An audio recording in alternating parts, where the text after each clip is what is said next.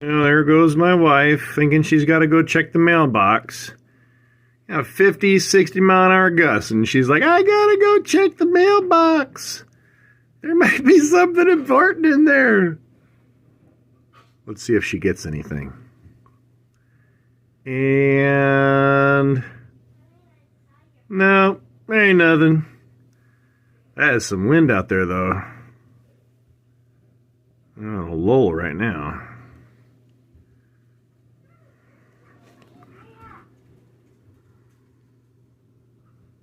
Some wind.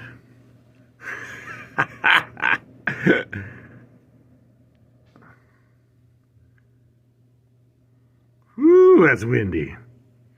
I better go get the door for her. It'll fly off the hinges.